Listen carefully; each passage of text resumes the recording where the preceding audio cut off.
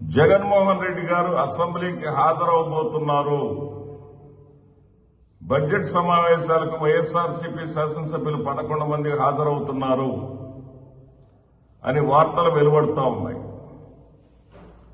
అధికారికంగా జగన్మోహన్ రెడ్డి గారి నోటి వెంట రాకపోయినప్పటికీ జగన్మోహన్ రెడ్డి గారికి సంబంధించినటువంటి మీడియా కన్నా కూడా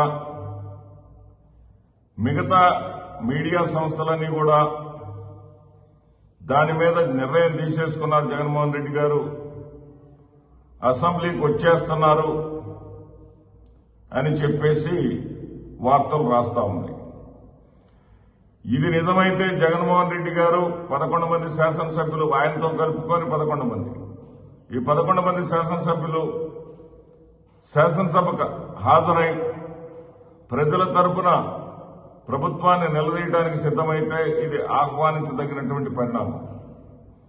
ఇప్పటి వరకైతే జగన్మోహన్ రెడ్డి గారు ఎంచుకున్నటువంటి విధానం ఏదైతే ఉందో, ప్రజల తరపున నేను పోరాడటానికి మాట్లాడటానికి అనేకమైన డయాస్లున్నాయి. మీడియాతో మాట్లాడుతూ ఎప్పటికప్పుడు ప్రభుత్వాన్ని ఎండగడుతూనే ఉంటాను, ప్రజల కోసం పోరాడుతూనే ఉంటాననే దాన్ని చాలా వరకు ఆయన చేసుకుంటానే వచ్చారు. ఉదాహరణకు ఇటీవల మిర్చి రైతుల కోసం గుంటూరు సందర్శించారు. ఆయన సందర్శించిన కారణంగానే రాష్ట్ర ముఖ్యమంత్రి చంద్రబాబు నాయుడు గారు కేంద్ర ప్రభుత్వానికి లేఖ రాయడం జరిగింది. కేంద్ర ప్రభుత్వం తక్షణమే స్పందించడం జరిగింది. అంటే ప్రతిపక్ష నాయకుడిగా ఆయన బాధ్యత ఆయన నిర్వహిస్తూనే ఉన్నాడు. అయినప్పటికీ కూడా కువ్య విమర్శల్ని ఎందుకు తాను తట్టుకోవాలనుకున్నారేమో, ఎందుకు అవకాశం ఇవ్వాలనుకున్నారేమో, అసెంబ్లీకి హాజరవటమే మంచిది అని చెప్పేసి నిర్ణయం తీసుకున్నారేమో. నిజంగా నిర్ణయం తీసుకుని ఉంటే మనం స్వాగతించాలి. ఇక్కడ విచిత్రం ఏంటంటే పచ్చ మీడియా ఒక ట్రోల్ చేస్తా ఉంది నిన్నటి నుంచి. ఇప్పటిదాకా అసెంబ్లీకి భయపడి రావటం లేదు అంటే, భయపడి రావట్లేదంటే ఆంధ్రప్రదేశ్ రాష్ట్రంలో అమల్లో ఉంది అంబేద్కర్ రాజ్యాంగం కదా. శాసనసభ్యులను ప్రజలు అనుకున్నటువంటి శాసనసభ్యులను బెదిరించే రాజ్యాంగం ఏమైనా జరుగుతూ ఉందా? శాసనసభ్యుల్ని అసెంబ్లీకి వస్తే మేము వాళ్ళని అవమానపరుస్తామనేటటువంటి రాజ్యాంగం ఏమన్నా నడుస్తూ ఉందా? ఏం జరుగుతూ ఉంది ఆంధ్రప్రదేశ్ రాష్ట్రంలో? రానప్పుడు భయపడి రావట్లేదు అన్నారు. విచిత్రం ఏంటంటే ఇప్పుడు వస్తానని ప్రకటన చేసిన తర్వాత కూడా అదే టీవీ సంస్థలు, అదే ప్రచార సాధనాలు, అవే జగన్మోహన్ రెడ్డి గారి వార్తలు లేకుండా ఒక్కరోజు కూడా మీడియాని నడపడం చేతగానటువంటి చచ్చు దద్దమ్మలు. వాళ్ళు చెబుతుంది ఏంటంటే ఇప్పుడు కూడా భయపడి వస్తున్నాడంట. రఘురామకృష్ణరాజు గారికి భయపడి వస్తున్నాడంట. ఇక్కడ స్ఫూర్తిగా రాయొచ్చు. రఘురామకృష్ణరాజు గారు ఒక మాట అన్నాడు. ఏమంటే, జగన్మోహన్ రెడ్డి గారు అధ్యక్ష అని నన్ను పిలవాలి, నేను స్పీకర్ స్థానంలో కూర్చోవాలి, రావాలి జగన్, కావాలి జగన్, అసెంబ్లీకి రావాలి జగన్, మీరు కావాలి జగన్ నాకు అంటూ ఆయన అనేక విమర్శలు చేశారు. జగన్మోహన్ రెడ్డి గారిని రెచ్చగొట్టారు.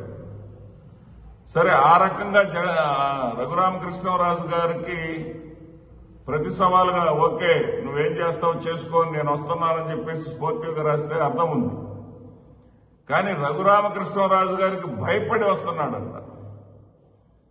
ఆయన ఏదో కుంభమేళా స్నానాలు చేసేటప్పుడు బీటిక్ రవితో కలిసి వీళ్ళెళ్ళింది పూజలు పురస్కారాలు,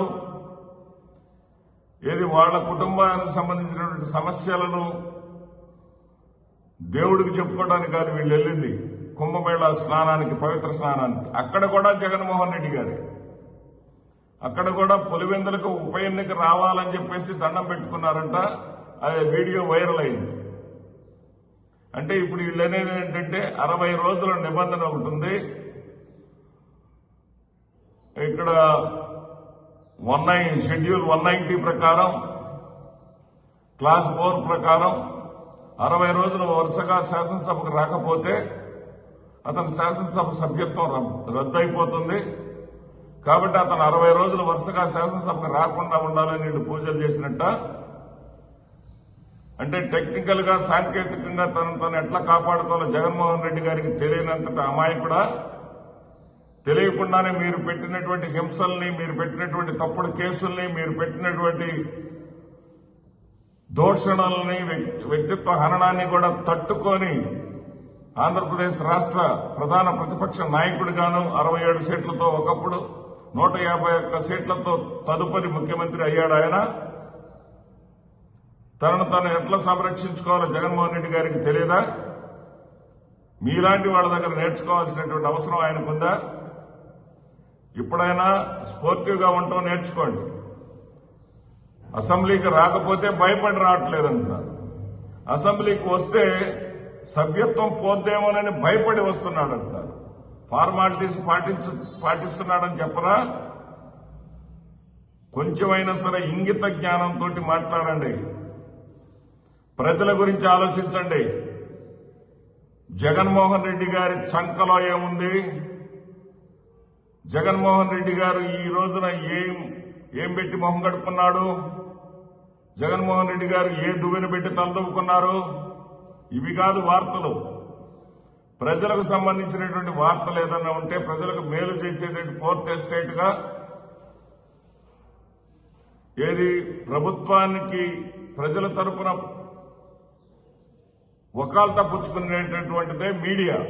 అంతేగాని జగన్మోహన్ రెడ్డి గారి మీద వ్యక్తిత్వ హననం చేయటం, జగన్మోహన్ రెడ్డి గారు దగ్గారా తుమ్మారా అని వార్తలు రాయటం కాదు మీడియా. ఇకనైనా గుర్తుపెట్టుకోండి. నమస్తే.